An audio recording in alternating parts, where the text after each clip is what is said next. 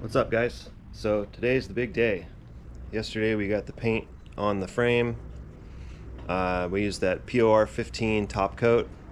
Honestly, I'm not thrilled with it, but we brushed it on, and the directions said we could brush it on. I brushed it on because A, I've got too much stuff in here. I want to get overspray on it, but B, if you brush it on, it actually goes on thicker. We did 2 full coats on it, but it's almost like it dried too fast for us when we were brushing it on. My son and I were doing it yesterday, and you kind of see in this reflection here that it didn't really lay down very well, honestly. So I mean, it is what it is. It's a frame. That's what my wife said. But stuff like this run right here, I mean, yeah, it's not that big of a deal, but it's a good start. We got those cross members painted up in it as well. Those guys go in the back here. But it's exciting today because we're going to assemble the front suspension. I got to get rid of all this tape and start putting this thing back together and get it to be a roller again. So I'm excited. It's finally going back together. But yeah, the stuff it seems really thick. So hopefully it'll do a really good job at protecting it. But the most important thing is I used POR15, the original, on the first round, and you can't use that stuff because it's not UV resistant, so it actually faded really bad. So I was kind of disappointed in that, but I probably should have read the directions, so that might be on me. That's why I chose the top coat, which is what this is, the POR15 top coat.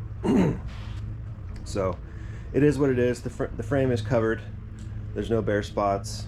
So time to move forward. I'm gonna get my truck back and assembled, and so I feel like I'm a whole person again. This has been a heart-wrenching process. So anyway, let's get after it. I got to start pulling out some new parts and putting it back on the frame.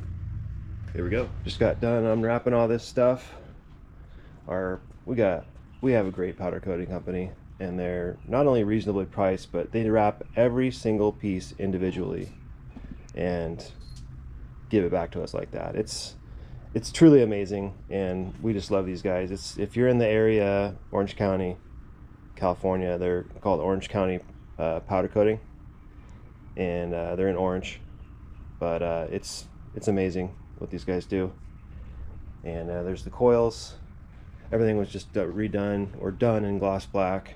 I love the shiny stuff. So, and then we have our bolt cleaning operation over here. There's the clean area. This is the dirty area where we offload all the fasteners, clean them up right here, and then we stage them over here so they're ready to go back on the car. So I'm doing a little bit of everything myself. So there we go. So I'm gonna start assembling. All right, so radius arm brackets are in place but loose. I wanted to show you guys how we do it. I know it sounds crazy, but we always put the letters on if washers have any letters, we put them up towards the outside. OCD at its finest. And then we're hanging them with these guys. But this is kind of an unusual circumstance for us. So since the radius arm pivots off this hole, the radius arm can actually come up pretty close down here. There's a better vantage point. So typically I would put the hardware facing down, but in this case, because of that possible clearance interference issue, I'm putting them upward. Now, they're not going to fall off, but the whole idea behind putting hardware down is if the nut were to come off, the hardware is less likely to fall out of the car.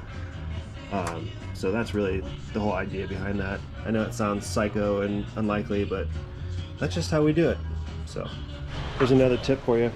So when you have a tie rod that has heim joints at either end, the idea and a hint here is that each weld-in bung that you weld into the end of the tube will have a flat spot on it, and it should, because you want to be able to hold that with a wrench while tightening the jam nut on the tie rod. So either end has them. They don't necessarily need to be lined up like this one. These guys are off. But the most important thing about having a tie rod with Heim joints on either end is the ability to adjust the length or the toe on the steering without having to remove one of the tie rods.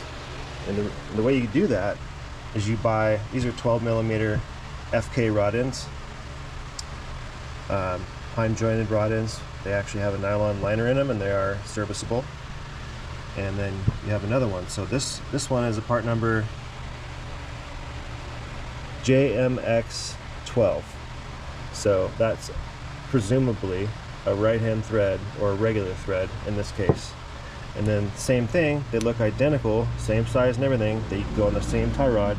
This one is a JMXL12. I believe 12 millimeter is the size, even though it's standard.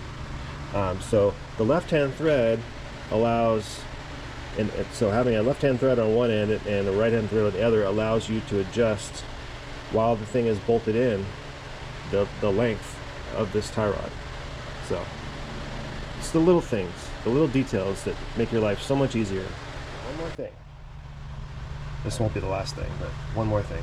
When you're assembling these guys, always put anti-seize on these guys.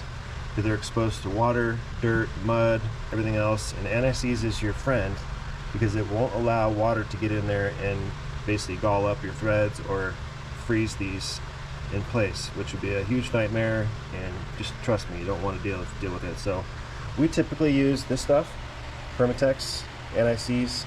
It's nasty, it's like roof and tar, it gets all over the place no matter what you do. Just gotta learn to love it.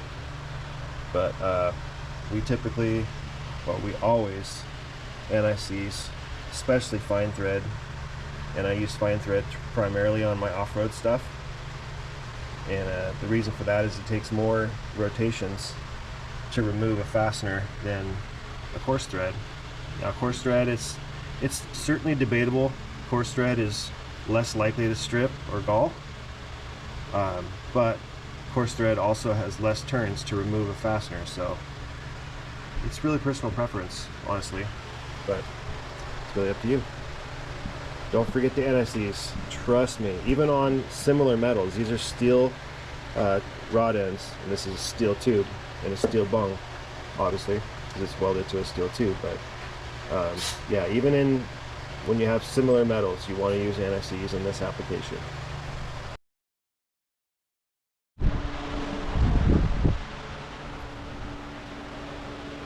We ran out of hardware, but we got all but one cross member on. This spine for the rear air bump stops goes right here. I'm going to leave that off until I get the cab on, because we're going to have to manually pick the cab up and roll this truck underneath it. So just leave that off just to make it easier on ourselves. But yeah, that's yet another cross member. I have people tell me, like, you need to add more cross members. Well, the fuel cell goes there. You get that cross member in, and then you've got all these triangulated cross members. These for the rear cab mount, and then these actually get brackets that go underneath. And then you have the main boxed in cross member, and then the front. So she's pretty stiff. Just in stock trim alone, I think. But once we set the roll cage and weld that roll cage to the frame, I think that'll really make everything a lot more rigid, especially in this area. So I do agree that needs to be triangulated a little bit too. So yeah, real happy with this. Stuff's gonna go quick. This thing will be a roller by midweek next week. So keep plugging on it. We'll keep you guys apprised.